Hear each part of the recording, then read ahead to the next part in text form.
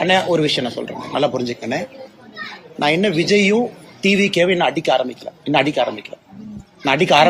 ஆரம்பிக்கல. ஏன்னா தமிழ்நாடு அரசியல்ல நான் எப்பொழுதுமே என்னுடைய பேச்சை மாத்தி பேசக்கூடிய ஆள் கிடையாது. விஜய் அவர்கள் அரசியலுக்கு வந்த முதல் நாள் நான் சொன்ன அதே கருத்தை தான் இன்னைக்கு சொல்றேன். அரசியலுக்கு புதியவர்கள் வரணும். எங்களோட ஒருத்தர் கூட்டணி சேரல அப்படிங்கறதுக்காக அப்படியே நான் மாத்தி எல்லாம் பேச மாட்டேன். அவருடைய பாதையில் அவர் போட்டோம். அதே நேரத்தில் இந்த டப்பா இன்ஜின் அப்படின்னு அவர் சொன்னதுக்கான பதிலடி நான் கொடுத்துட்டேன். ஆனா இன்னைக்கு டிவிகேவோ திரு விஜய் அவர்களோ இந்த கட்சியில் இருக்கக்கூடிய அல்லு சில்லுகளை வச்சுக்கிட்டு வம்பிழுத்தாருன்னா என்னுடைய பதிலும் மிக கடுமையா இருக்கும். அதே பிலோ த பெல்ட் நான் போவேன், விஜய் மேலேயே நான் போவேன். அது வேண்டாம். ஒரு நாகரிகமான அரசியல் விஜய் சொன்னனால என்னுடைய பதிலும் இன்னைக்கு நாகரிகமா இருக்கு. இந்த 2ஆம் கட்ட 3ஆம் கட்ட 4 கட்சி மாறி வந்தவங்க அவங்க எல்லாம் வச்சுக்கிட்டு பிலோ த பெல்ட் போகணும்னு நினைச்சாங்கன்னா அதே விஜய் அவர்களுக்கு, அதே டிவிகேக்கு, அதே பாணியில, அதே பிலோ த பெல்ட்ல அதை விட சிறப்பான பதில் சொல்ல தெரியும். வேண்டாம்னு நினைக்கிறேன். அரசியலுக்கெல்லாம் நாகரிகமா இருக்கட்டும், அவருடைய பாதையில் அவர் போகட்டும், மக்கள் முன்பு அவருடைய கருத்துக்களை வைக்கட்டும். அது ஏற்கனவே நான் சொன்னது போல இவிஎம் மிஷின்ல நம்முடைய தமிழகத்தினுடைய வாக்காளர் பெருமக்கள், எல்லா தலைவர்கள், எல்லா கூட்டணி கட்சி தொண்டர்கள், தலைவர்கள் சொல்வதெல்லாம் கேட்டுட்டு ஏப்ரல் மாதத்துல வரக்கூடிய தேர்தலில் அவங்களுடைய எண்ணத்தில் இருக்கிறத பிரதிபலிக்கட்டும். அது காத்திருப்போம். அதே நேரத்தில் தேசிய ஜனநாயக கூட்டணி வெற்றி பெற வேண்டும் என்பதற்காக கடுமையாக உழைத்துக் கொண்டிருக்கின்றோம். அதனாலதான் நீங்க சொல்லும் பொழுதே சில பேருக்கு நான் பதில் சொல்ல விரும்பலேன். ஏன்னா 2nd லெவல் 3rd லெவல்னு போக ஆரம்பிச்சு நான் பதில் சொல்ல ஆரம்பிச்சா இதுக்கு எண்டே இல்லை. அதனால இது ஒரு வார்னிங்கா கூட அவங்க எடுத்துக்கிட்டோம். அண்ணாமலை பாஜகவில் என்ன நிலைமையில இருக்கிறாரே தெரியலன்னு சேகர் பாபு பேசியிருக்கிறார் சார். ஆனா நான் சேகர் பாபு ஒரு மாதிரி அண்டி பிழைக்கிற ஆண்டி இல்லைங்கண்ணா. இந்த பள்ளி எல்லாம் பாத்தீங்கன்னா இந்த செவுத்துல ஒட்டிக்கிட்டு சுத்திக்கிட்டு இருக்கும் வீட்டுல. அந்த பள்ளி கத்துனா மட்டும்தான் செவுத்துல ஒட்டி இருக்கிறது தெரியும். இன்னைக்கு சேகர் பாபு அவரை பார்க்கணும்னா முதலமைச்சருடைய ஜீப்ல ஓரத்துல பள்ளி மாதிரி ஒட்டிட்டு போவார். ஸ்ரீரங்க கோயில்ல எல்லாம் 4000 ரூபாய் டிக்கெட் வாங்கி சொர்க்கவாசல பாக்குறதுக்கு போவாங்க. அதே சேகர் பாபு எப்படி அடாவடியாக சென்னையினுடைய ரவுடியா எப்படி இருந்தாரோ 20 ஆண்டுகளுக்கு முன்பு கோவில்ல இன்னைக்கும் அறநிலையத்துறை அமைச்சராக அதே ரவுடியா தான் இருக்கிறார். எல்லாம் நவருங்க. யாருன்னா சேகர் பாபுவும் அவருடைய குடும்பமும் போய் பெருமாளை ஃபர்ஸ்ட் பார்க்கணும். ஐயா அவங்க பண்ண பாவத்தை எல்லாம் கோயில கழுவணுமா? கும்பாபிஷேகம் நடக்கும். லோக்கல்ல யாரோ 5 ரூபா 10 ரூபா 20 ரூபா போட்டு கும்பாபிஷேகம் நடத்துவாங்க. சம்பந்தமே இல்லாத காவி வேட்டியை கட்டிக்கிட்டு பள்ளி மாதிரி மேல ஒரு ஜீவன் தொத்திக்கிட்டு இருக்கும். அது யாருன்னு பார்த்தா சேகர் பாபு.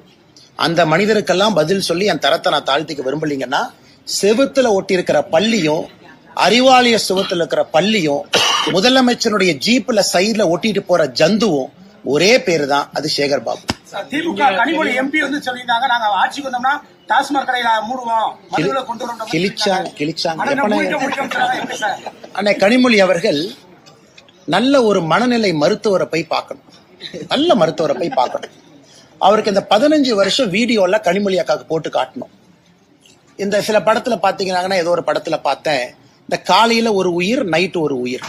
ரெமோ, அம்பியன், அம்பி, அன்னியன் ஒரு கேரக்டர் அப்பப்ப மாறும். அந்த கேரக்டரா கனிமொழி அக்கா மாறிட்டாங்க. தேர்தல் வரும் பொழுது டாஸ்மார்க்க மூடுவேன், தேர்தல் நடந்து முடிந்த பிறகு எஸ்கேப்பு, அதன் பிறகு 5 ஆண்டுகள் கழித்து திமுகவினுடைய தேர்தல் வாக்குறுதி குழுவினுடைய தலைவி. நீங்க 2021 கொடுத்த வாக்குறுதியினுடைய வெள்ளை பேப்பரை கொடுங்கன்னா சிரிப்பாங்க, அதை பத்தி பேச மாட்டாங்க. அதனால கனிமொழி அவர்கள் எப்படி பேசுறாங்கன்னே தெரியல. அந்நியனா பேசுறாங்களா, அம்பியா பேசுறாங்களா, இல்ல ரெமோவா பேசுறாங்களான்னு தெரியாது. மாறி மாறி பேசக்கூடிய அரசியல்வாதியாக அருமை அக்கா கனிமொழி அவர்கள் என்று மாறி இருக்கின்றார். மதுரை மாநகரம் தூய்மையற்ற மாநகரமா இருக்கு. ஆனா மதுரை நாடாளுமன்ற உறுப்பினர் தொடர்ந்து மத்திய அரசுக்கு எதிராக அந்த கருத்துக்களை சொல்லிட்டு வராரு.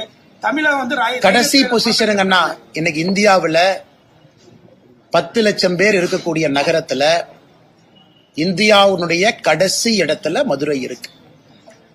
ஆனா இதெல்லாம் தமிழ் சங்கம் பார்த்த ஒரு ஊர். தமிழகத்துல இந்தியாவுல எப்படி வாரணாசிக்கு இன்னைக்கு நம்ம சொல்றோம் காலத்தால் அழிக்க முடியாத ஊருன்னு சொல்ற மாதிரி தமிழகத்துல ஒரு நகரத்தை சொல்லணும்னா அது மதுரை தான். காலத்தை கடந்து நிற்கக்கூடிய ஒரு ஊர்.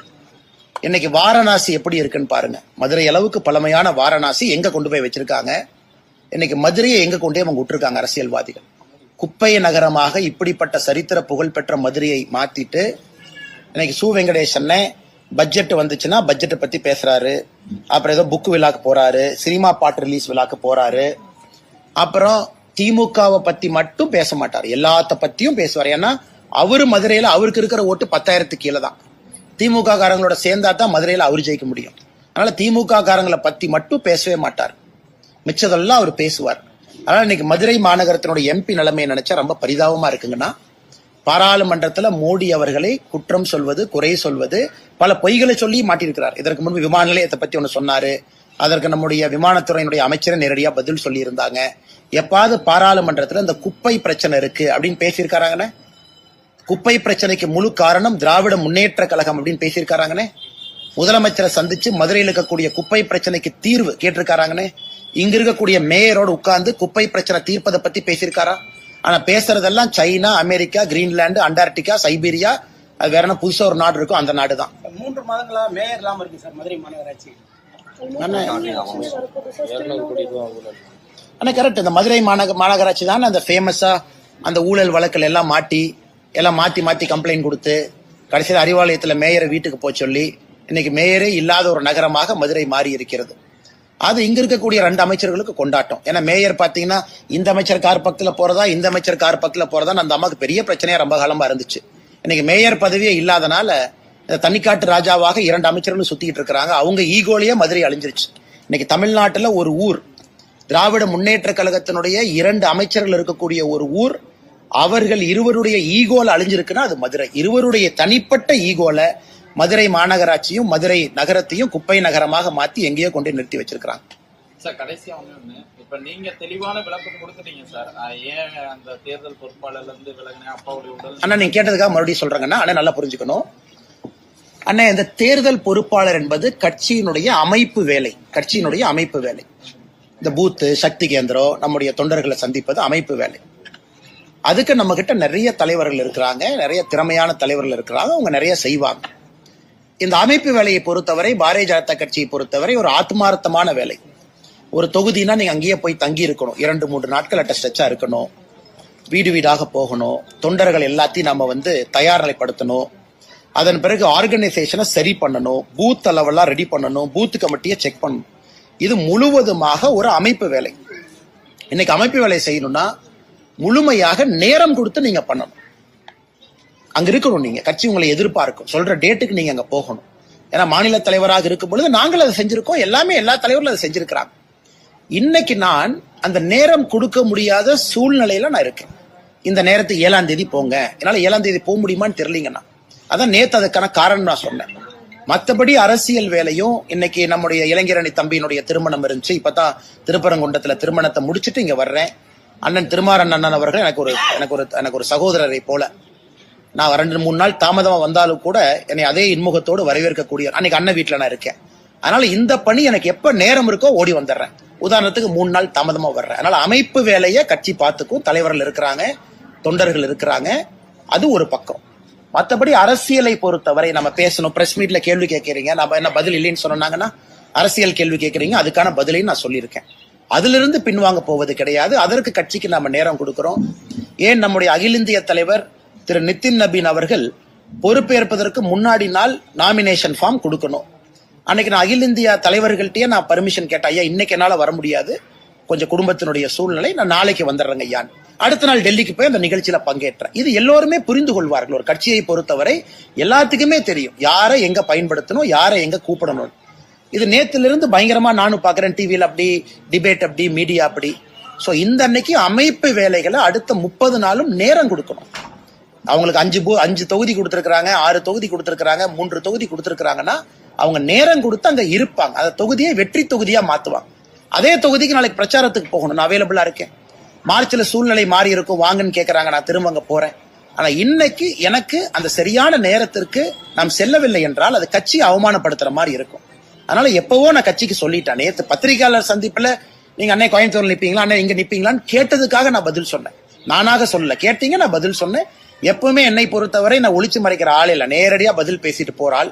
ஏன்னா எப்பொழுதுமே நேரடியா பேசிட்டோம்னா மனசுல எப்பவுமே பாரம் இருக்காது. அதே நேரத்துல நண்பர்கள் நன்றாக புரிந்து கொள்ள வேண்டும், பாரதிய ஜனதா கட்சி தேசிய ஜனநாயக கூட்டணியை பொறுத்தவரை 2026 திராவிட முன்னேற்ற கழகம் யூபிஏ, இன்னைக்கு அவங்க மாத்தி மாத்தி பேர் வச்சுக்கிறாங்க, இந்தி அலையன்ஸ் வச்சுக்கிறாங்க, யூபிஎன் வச்சுக்கிறாங்க. அது என்ன பேராக இருந்தாலும் கூட அவர்கள் 2026 ஆட்சி கட்டலிலிருந்து இறக்கப்பட வேண்டும் என்பதிலே தெளிவாக இருக்கின்றோம். அண்ணாமலை சார் மீண்டும் கோவில் போட்டிடுவாங்க. அண்ணே, நம்ம கட்சியை பொறுத்த வரைக்குங்கண்ணே, இந்த கட்சியினுடைய ஒரு நல்ல விஷயம் என்னன்னா, எல்லாத்துக்குமே அந்த கட்சி ஒரு பணி கொடுக்கும், இதை செய்யுங்கன்னு சொல்லணும். ஈவன் சிட்டிங் எம்எல்ஏவாக இருந்தாலும் கூட கட்சி ரீநாமினேட் பண்ணாதான் அவங்க அந்த தொகுதியினுடைய சட்டமன்ற வேட்பாளராக திரும்ப வருவாங்க. ஆனால் இந்த கட்சியை பொறுத்தவரை ஒரு அற்புதமான விஷயம் என்னன்னா, கட்சி சொல்லும் யாரு எங்க நிக்கணும், எதற்காக நிக்கணும். 2024 கோயம்புத்தூர்ல நிக்கணும், கோயம்புத்தூர் நின்னாச்சு. 2026 எங்க நிக்கணும்னு சொல்லும் பொழுது அங்க நிக்கிறோம். அதே நேரத்துல எல்லா பகுதியிலும் வேலை செய்யறோம். அரசியல் வேலைகள் எல்லா பகுதிக்கு போறோம், எல்லா இடத்துலயும் பேசுறோம். இன்னைக்கு மதுரையில இருக்கிறோம், நேத்து கோயம்புத்தூர், அடுத்த 2-3 நாள், நாளைக்கு மத்தியானத்துல இருந்து கோயம்புத்தூர்ல இருப்பாங்க 2 நாளைக்கு. அதனால எங்கெங்கெல்லாம் நேரம் கொடுக்க முடியுதோ கோயம்புத்தூர்ல இருந்து வெளியே வந்து நேரம் கொடுத்துட்டு திரும்ப நான் போய்க்கிறேங்கன்னா, அமைப்பு வேலையை பொறுத்தவரை சொல்லுகின்ற நேரத்திற்கு என்னால் வர முடியாது என்பதை நான் தெளிவுபடுத்தியிருக்கேன். கட்சிக்கும் ரொம்ப நாளைக்கு முன்னாடி சொல்லிட்டேன், அகில இந்திய தலைவர்களுக்கும் ரொம்ப நாள் முன்னாடி நான் சொல்லிட்டேன். அதற்குத்தான் நான் நிதின் நபீன் அவர்களுடைய பதவியேற்பு விழாவையும் கூட உங்களுக்கு ஒரு உதாரணமா நான் கொடுத்தேன். இந்த குழப்பம் யாருக்கு இருக்கக்கூடாதுங்கிறக்காக ஒரு உதாரணமா கொடுத்தேன். நன்றி அண்ணா. அண்ணா எஸ் வி சேகர் அண்ணா டிராமால தான் நடிச்சிட்டு இருந்தாரு. அவர் டிராமால நடிச்சிட்டு இருந்தாரு. முதலமைச்சருக்கு ஜிங்ஜா போட்டுட்டு இருந்தாரு. டிராமா கூப்பிட்டு ஐயா ஸ்டாலினை கூட வச்சு ஜிங்ஜா அடிப்பாரு. அவர் டிராமாக்காரர். இன்னைக்கு தமிழ்நாட்டுடைய பிரச்சனை என்னன்னாங்கன்னா, டிராமால நடிக்கிறவங்க அரசியலை பத்தி பேசுறாங்க. டிராமால நடிக்கிறவங்க டிராமா நடிங்க. உங்களுக்கு டிக்கெட் விற்கணும், முதலமைச்சர் காலில் உழுவணும், ஏதாச்சும் கலைமாமணி விருது கிடைக்கணும், அதுக்காக சில பேர் தமிழ்நாட்டில் சுத்திட்டு இருக்கிறாங்க. ஏன் அவங்களுக்கு அரசியலுக்குள்ள? அதாவது நான் 2014 மோடிக்காக பிஜேபிக்கு வந்தேன், அப்புறம் அண்ணாமலை எதிர்த்து இன்னைக்கு திமுகக்கு போயிட்டேன், இந்த மாதிரி சொல்றவங்க கருத்துக்களை எப்படி நான் பதில் சொல்ல முடியுங்கன்னா? அண்ணாமலை இருக்கிறானோ இல்லையோ, நான் பிஜேபியில இருப்பேன், இது தொண்டர்களுக்கான இயக்கம்னா நான் பதில் சொல்றேன். நீ திமுகவுக்கு போகணும், அல்லது நீ ஏற்கனவே சொன்ன மாதிரி ஒரு தம்பி பிஜேபியில இருந்து அதிமுகவுக்கு போகணும், அதிமுக அந்த தம்பி டிவிகேக்கு போகணும். நீ போறனா போய்க்கப்பா, பழிய என் மேல போடுற. உனக்கு ஒரு கட்சியின் மீது நம்பிக்கை இருக்குன்னா அந்த கட்சியில் இருக்கணும். தலைவர்கள் வருவார்கள் போவார்கள். இன்னைக்கு நீங்க சொன்ன அந்த காமெடி நடிகர் அப்படித்தான் ஆயிட்டார். ஆனா நீங்க மீடியா நண்பர்கள் என்ன பண்றீங்க? உங்களுக்கு ஒரு டிஆர்பி வேணும். மக்களுக்கு காலையில இருந்து டிவியை பாக்குறாங்க. அண்ணாமலை என்ன எப்ப பார்த்தாலும் சீரியஸா பேசுவாரு, உலக அரசியல் பேசுவாரு, டேட்டா பேசுவாரு. அப்ப காமெடிக்கு ஒரு 2 பேர் வரணும், அவங்களையும் போட்டா தான் டிவி மக்கள் பார்ப்பாங்க. ஒரு காமெடி நடிகரை போட்டு எனக்கு அப்புறம் போடுறீங்க. அந்த காமெடி நடிகர் 2 கருத்து சொல்றாங்கன்னு மறுபடியும் என்கிட்ட கேக்குறீங்க. அதனால காமெடி நாடக நடிகரை காமெடியாவே வச்சுக்குவோம். இத்தனை நாளா பதில் சொல்ல நீங்க கேட்டதுக்காக சொல்றோம். அவரு கஷ்டப்பட்டு ஒரு டிக்கெட் 2 டிக்கெட்டை வித்துட்டு அப்படியே ஸ்டேஜில் நடிச்சுக்கிட்டோம். இன்னைக்கு ஒரு சீட்டுக்காக, ஒரு எம்எல்ஏ சீட்டுக்காக சில காமெடி நடிகர்கள், தமிழகத்துல நாடக நடிகர்கள் பிச்சை எடுக்கக்கூடிய நிலையில ஆண்டவன் அவங்கள வச்சிருக்கான். ஆனா கேட்டா நான் அந்த கட்சியில அப்படி இருந்தேன், அந்த கட்சியில எம்எல்ஏவா இருந்தேன், அதுக்கப்புறம் பிஜேபிக்கு வந்து அதுக்கப்புறம் டிஎம்கேக்கு போனேன். நாடக கூடாரம் போல கட்சியா மாறுறவங்களுக்கெல்லாம் எப்படி நான் பதில் சொல்ல முடியுங்க? தேங்க்யூ.